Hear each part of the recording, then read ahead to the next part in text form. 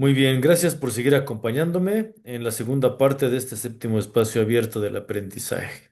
Estaba esperando a ver si conectaban el resto de los compañeros, pero bueno, vamos a darles unos minutos a ver si ahorita se vuelven a conectar. Bueno, pues lo que estábamos viendo lo vamos a terminar de ver. Primero Dios, el viernes. No los quiero atiborrar con tanta teoría. Vamos a ver una aplicación un poco más práctica y un poquito más, más entretenido. Nos vamos a ir a Khan Academy. Déjenme. Antes tengo que refrescar la página. Aquí está. Son unos problemas de movimiento. ¿Dónde está? ¿Dónde está? ¿Dónde está? Ya la encontré. Bien. Aquí la tenemos. Sí, ya saben que a mí me encanta Khan Academy y lo he recomendado en varias ocasiones. Entonces, la liga se las dejo junto con la grabación de este espacio del aprendizaje. Y dice, problemas de movimiento con integrales definidas. ¿Sale? Los problemas de movimiento son muy comunes en el cálculo. En cálculo diferencial razonamos sobre la velocidad de un objeto dada una función de posición. Si tú tienes la posición y te piden la velocidad, entonces, ¿qué haces? ¿Integras o derivas? ¿Quién me dice? Derivas. ¿Cómo, perdón? Derivas, ¿no? Derivas, es Ya, correcto. ajá. Y si te dan la velocidad y te piden la posición, Integras. eh, Derivas. derivas. Fue la misma pregunta, pero otra vez planteada de forma diferente, abusados. ¿Sale? En el proyecto integrador te dan una aceleración y te piden la velocidad. ¿Qué haces ahí? Integrar. Integrar, Francisco. Muy bien, abusados. Abusado sale con este tipo de planteamientos. Bien, dice aquí, en el cálculo integral vamos en la dirección opuesta. Dada la función de la velocidad de un objeto en movimiento, razonamos sobre su posición o sobre el cambio de su posición. Ojo con esto, cuando te pidan el cambio de su posición o una razón de cambio, ¿qué tendrás que hacer? ¿Derivar o integrar?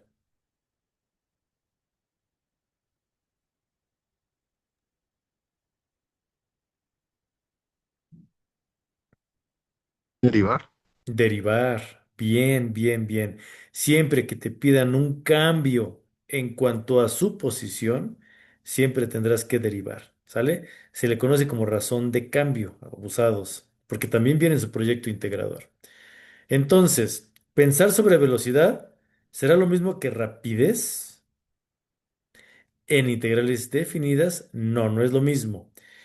Digamos que una partícula se mueve en línea recta con una velocidad v de t igual a 5 menos t metros por segundo, donde t es el tiempo en segundos. Esta es su gráfica.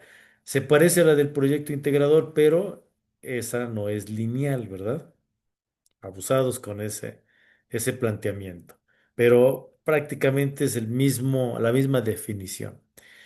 Que la velocidad sea positiva significa que la partícula se mueve hacia adelante sobre la recta. Pero si analíticamente te da negativo, no existe la velocidad negativa. Pero tú lo tienes que interpretar. La interpretación es que el objeto o la partícula se mueve hacia atrás. Eso es lo que te indica el signo negativo. Digamos que se nos pregunta por el desplazamiento de la partícula, es decir, el cambio en su posición entre t igual a 0 segundos y t igual a 10 segundos. Como la velocidad es la razón de cambio de la posición, cualquier cambio en dicha posición de la partícula estará determinado por una integral definida. Entonces, tú aquí tienes un rango, t igual a 0 y t igual a 10.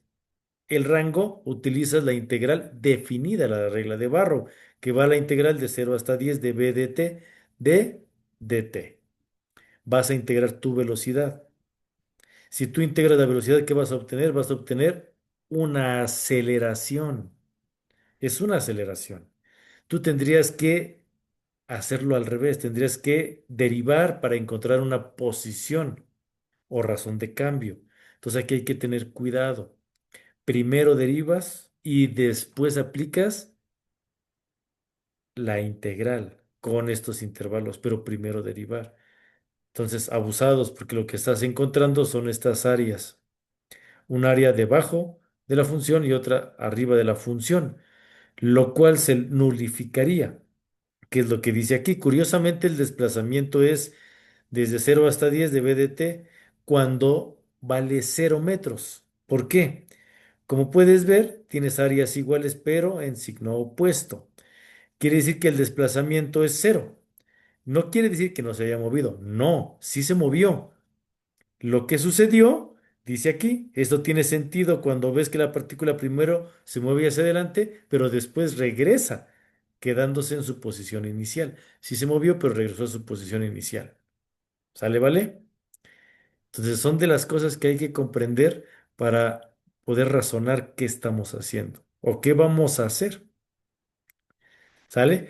Bueno, aquí te lo dejo. Y aquí está, por ejemplo, en la gráfica, lo que es la velocidad en valor absoluto, porque esto es rapidez. La diferencia de la velocidad y la rapidez es que la velocidad sí te puede dar negativa, sí puede ser, sí puedes ir hacia atrás, pero cuando hables de rapidez, no. Es la velocidad en valor absoluto.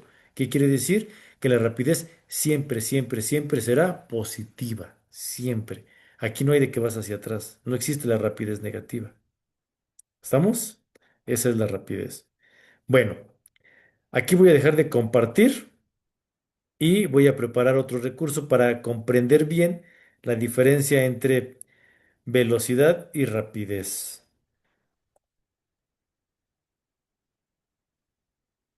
Aquí voy a prender mi bocina.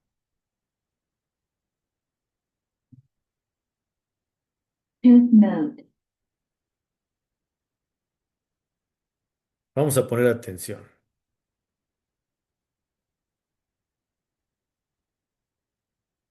Imagina que eres un estudiante de física. Acabas de salir de clase. Vas caminando hacia tu casa cuando recuerdas que hay un maratón de guerra estelar hoy en la noche. Así que haces lo que cualquier estudiante de física haría: correr. Estás muy motivado para llegar a casa y digamos que comiences a correr a 6 metros por segundo. Y digamos que ya tiene bastante tiempo desde la última vez que corriste, por lo que después de cierto tiempo bajas la velocidad a 2 metros por segundo. Y cuando te acercas más a casa dices: no, el capitán Antares no se rinde y yo tampoco me voy a rendir. Y comienzas a correr a 8 metros por segundo. Y llegas a casa justo a tiempo para ver los créditos de inicio. Estos números son valores de la rapidez instantánea. La rapidez instantánea es la rapidez en un momento particular del tiempo. Y si incluimos la dirección con esta rapidez, tendremos la velocidad instantánea, que es la velocidad en un instante particular del tiempo. En otras palabras, 8 metros por segundo a la derecha fue la velocidad instantánea de esta persona en ese momento particular del tiempo. Y noten que esto es diferente de la velocidad promedio. Si tu casa se encontraba a 1000 metros de distancia de la escuela y te llevó un total de 200 segundos llegar ahí, la velocidad promedio será 5 metros por segundo, la cual no es necesariamente igual a la velocidad instantánea en momentos particulares de tu recorrido. Digamos que tú corres una distancia de 60 metros en un intervalo de tiempo de 15 segundos. Durante este tiempo aceleraste de manera que tu velocidad cambió en cada momento, sin importar el acelerar al principio o frenar al final. La velocidad promedio va a seguir siendo de 4 metros por segundo a la derecha, o, si gustan, 4 metros por segundo positivo. Digamos que ustedes quieren saber la velocidad instantánea en un momento particular de su recorrido. En este caso, queremos encontrar el menor desplazamiento entre el intervalo de tiempo más pequeño, centrado en ese momento en donde queremos encontrar la velocidad instantánea. Esto nos dará un mejor valor para la velocidad instantánea, pero no nos va a dar el valor exacto. Para encontrar la velocidad en ese instante, podemos encontrar un desplazamiento aún más pequeño y dividirlo entre un intervalo de tiempo mucho más pequeño. Pero aquí nos vamos a encontrar con un problema. Si queremos encontrar la velocidad instantánea exacta, deberemos tomar un desplazamiento infinitesimalmente pequeño dividido entre un intervalo de tiempo infinitesimalmente pequeño también. Pero esto es básicamente cero entre cero. Y durante mucho tiempo nadie pudo encontrarle el sentido a esto, ya que definir el movimiento en un instante particular del tiempo parecía imposible, hizo que algunos sabios griegos de la antigüedad se cuestionaran si es que el movimiento tenía algún significado. Se preguntaban si es que el movimiento era tan solo una ilusión. Eventualmente, Sir Isaac Newton desarrolló todo un nuevo método de hacer matemáticas que nos permitían encontrar respuestas a este tipo de preguntas. Hoy le llamamos a la matemática que inventó Newton cálculo. Así que si le preguntáramos a un físico cuál es la fórmula para la velocidad instantánea, él o ella probablemente nos mostrarían una fórmula que involucra cálculo. Pero en el caso de que alguno de ustedes aún no haya tomado estas clases de cálculo, les voy a mostrar algunas formas de encontrar la velocidad instantánea que no requieren usar cálculo. La primera forma es tan simple que parece obvia. Si tienen la suficiente suerte como para tener un caso en donde la velocidad de un objeto no cambia, entonces la fórmula de la velocidad promedio nos va a dar el mismo número que la velocidad instantánea en cualquier punto del tiempo. Si nuestra velocidad está cambiando, una forma de encontrar la velocidad instantánea es ver el movimiento en una gráfica X contra T. La pendiente en cualquier punto particular de la curva de esta gráfica de posición contra tiempo va a ser igual a la velocidad instantánea de ese punto en el tiempo, ya que la pendiente nos va a dar la tasa instantánea del cambio en X con respecto al cambio en T. Otra forma de encontrar la velocidad instantánea es para aquel caso especial en donde tenemos una aceleración constante. Si la aceleración es constante, podemos usar las fórmulas cinemáticas para encontrar la velocidad instantánea v para cualquier tiempo t. Bien, pues dejo de compartir y bueno, a final de cuentas ustedes si están estudiando cálculo, no van a utilizar ninguna fórmula cinemática, no, van a utilizar la fórmula de la velocidad promedio, que es la diferencia de las y entre la diferencia de las x. ¿Estamos? Así que bueno, pues continuamos el día viernes. Mientras, ya saben, a trabajar con los proyectos integradores, por favor, y disipamos dudas puntuales el día viernes. ¿Alguna otra duda, algo en que les pueda ayudar? De momento todo bien, asesor. Gracias. Buenas noches. Gracias, Igual, Francisco. asesor, de momento, pues todo bien. Muy bien, Robert, gracias. De parte mía también todo entendido y gracias por su atención. Gracias, Lucía. Gracias por todo. Hasta ahorita no hay duda. Ok, pues le agradezco su tiempo, gracias por acompañarme. Su amigo y servidor, Manuel Antonio Chablé Pesina. Nos vemos el viernes, 21 horas. Cuídense mucho, bonita El noche. viernes, que pasen buena Hasta el noche, viernes, asesor. compañeros.